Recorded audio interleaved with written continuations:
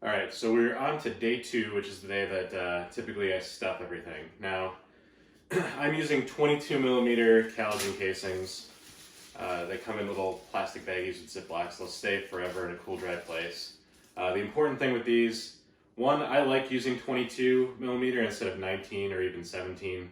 The 22s fit better on the nozzle, and I think just a lot easier to get the actual casing onto the nozzle without ripping or tearing it. Also, seems to create a little less back pressure, so it's a lot easier to stuff.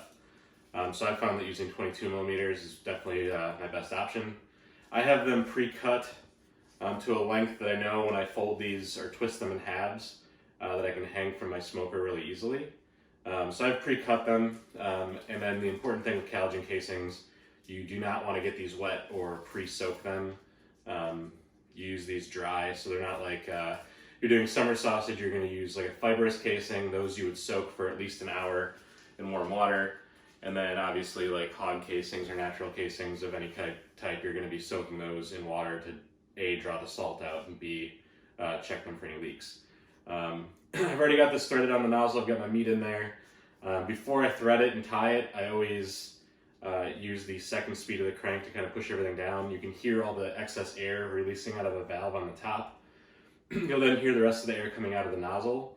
And then once I have a little bit of meat come out, that's when I stop. So I know that I don't have a bunch of air built in to try to avoid any blowout situation with the meat. And also to not build up so much pressure that it's hard to crank.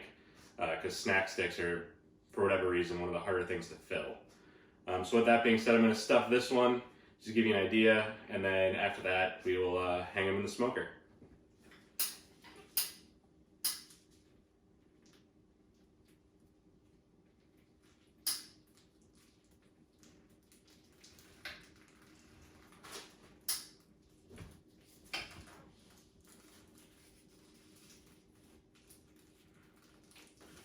I typically leave these just a touch on the loose side.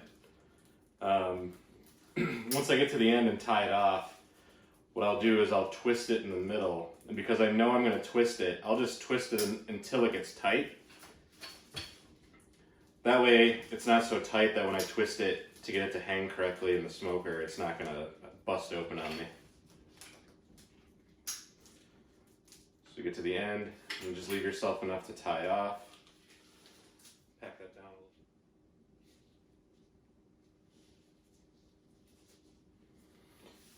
Alright, so we got it tied off, and then we will,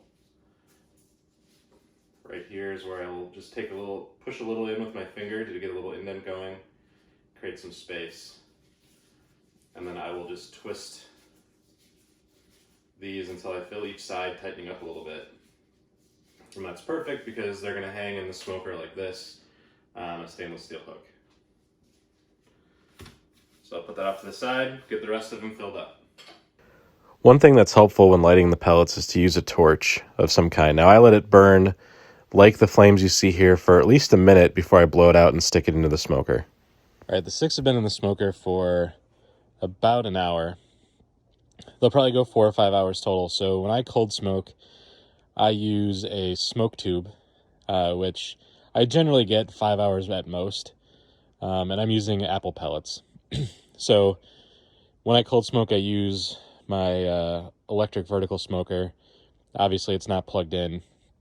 The inside cabinet temperature is probably less than 40 degrees, given the temperature outside and given that there's no heat source aside from the burning pellets.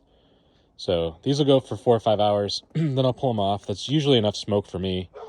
And then I'll get them into the sous vide to finish the process. But here's a quick peek.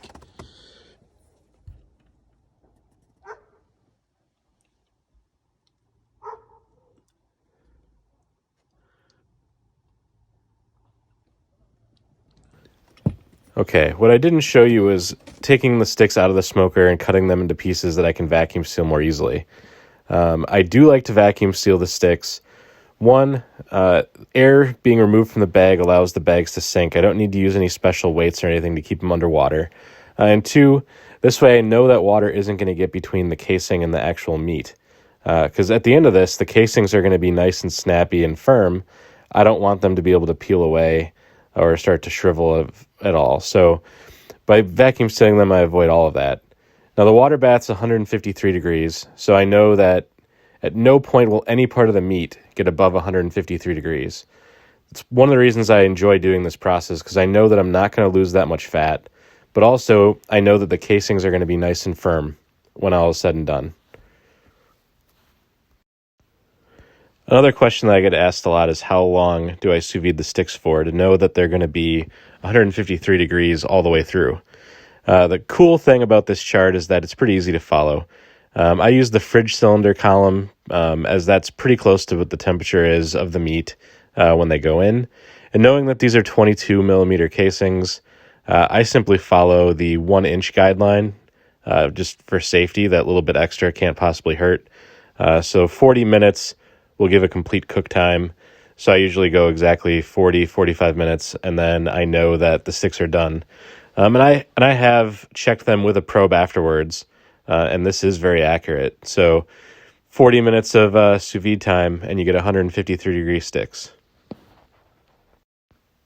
All right, so I do ice bath the sticks after they come out of the sous vide.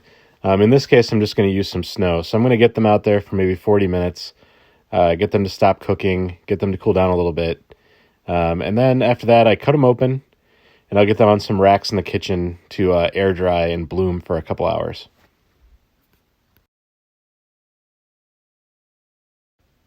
As you can see, the sticks turn out really well. The casings are not wrinkled, shriveled up, peeling off, or anything at all. They have a really nice snap to them. I've lost almost no fat, and the cheese is not melted. It's almost the perfect snack stick.